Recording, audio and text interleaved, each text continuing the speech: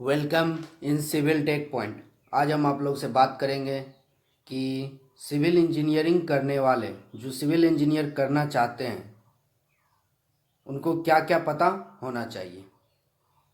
सबसे पहले तो आपको पता होना चाहिए कि सिविल इंजीनियर्स के ड्यूटी आवर्स कितने होते हैं, क्योंकि अगर आपको ये नहीं पता होगा तो आपने सिविल इंजीनियरिंग कर लिया और जब ड्यूटी करने जाइएगा उस टाइम आपको जब ज़्यादा ड्यूटी करना पड़ेगा तो आप सिर्फ फ्रस्ट्रेशन में जाओगे, क्योंकि आपको वो आदत तो रहेगा नहीं।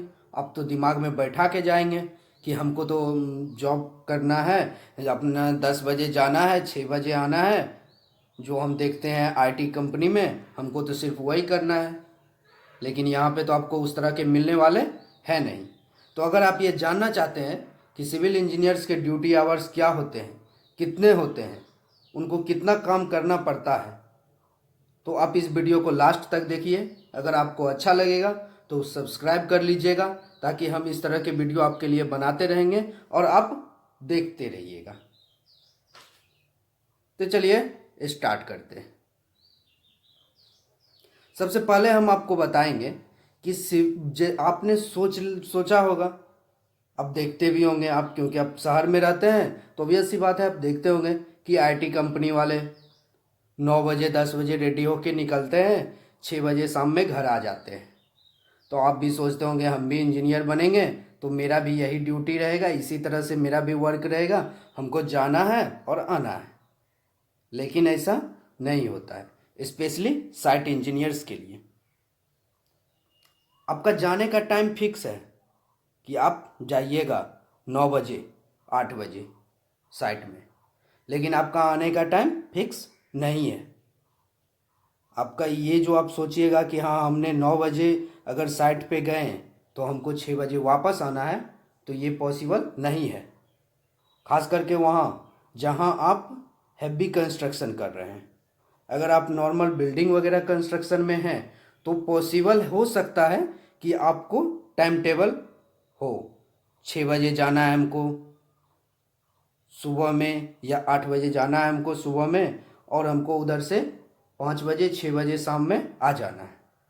लेकिन अगर आप हैवी कंस्ट्रक्शन में हैं और प्रोजेक्ट लाइन में हैं तो आपके पास ये पॉसिबल है ही नहीं। आपको जाने का टाइम फिक्स है कि आपको 8 बजे या 9 बजे जाना है साइट पे, अपना वर्क स्टार्ट करना है। लेकिन आपको आने का कोई टाइम फिक्स नहीं है कि आप कितने बजे आइएगा। खास करके अगर आपका नॉर्मल वर्क चले कभी भी तो आप आ भी सकते हैं। जिस दिन आपका नॉर्मल वर्क चल रहा है, आपके जो मजदूर भाई हैं वो नॉर्मल वर्क कर रहे हैं, मतलब नॉर्मल शटरिंग चल रहा है, कास्ट ये चल रहा है, बीवीएस वगैरह आपने दे दिया, उन्होंने स्टील कटिंग कर लिया और वो वर्क कर रहे हैं, तब तो आप 7 बजे 8 बजे तक शाम में घर वापस आ सकते हैं। और अगर आपके साइट पे कास्टिंग स्टार्ट हो गया तो प्रोजेक्ट लाइन में कोई फिक्स ही नहीं रहता है कि आपको 50 MQ कास्टिंग करना है, कि 200 MQ कास्टिंग करना है, कि 400 MQ कास्टिंग करना है, कि 1000 MQ कास्टिंग करना है। स्ट्रक्चर पे डिपेंड करता है।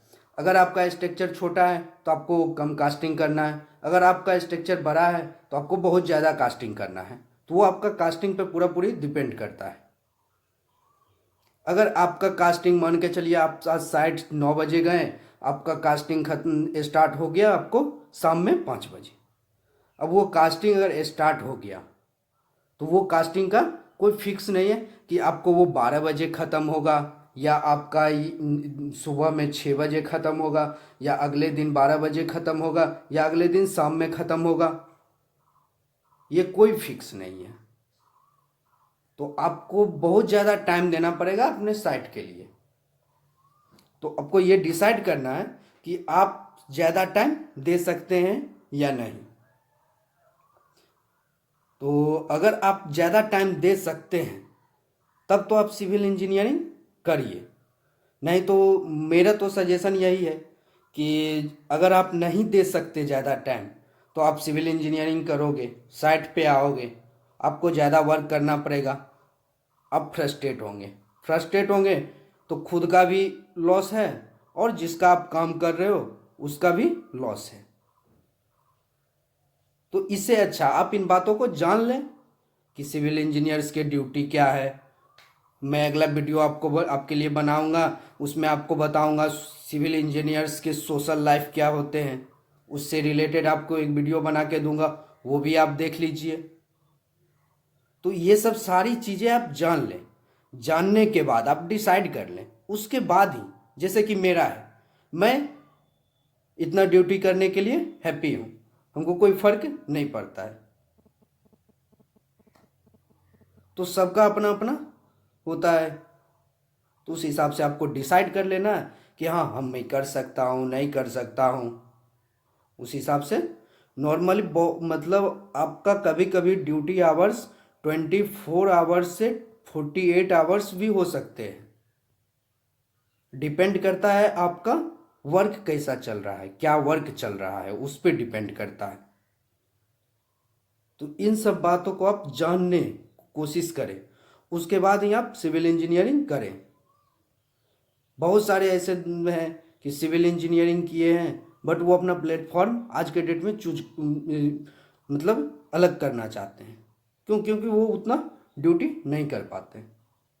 तो सबका अपना अपना सोच होता है। तो मैं यही बोलूँगा आप लोगों से कि आप डिसाइड कर ले अपने आप में कि हमको क्या करना है। क्या मैं इतना वर्क कर सकता हूँ? क्या मैं इतना देर साइड पे रह सकता हूँ?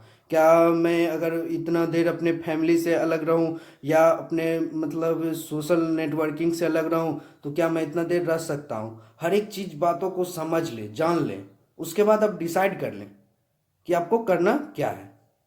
डिसाइड कर लीजिएगा, उसके बाद आपने एक दिमाग में बैठा लिया कि हाँ हमको साइट इंजीनियर बनना ही है, हम साइट इंजीनियर बनेंगे, हम इतना करेंगे, तो आप कर सकते हैं, कोई दिक्कत नहीं है, आप करिए।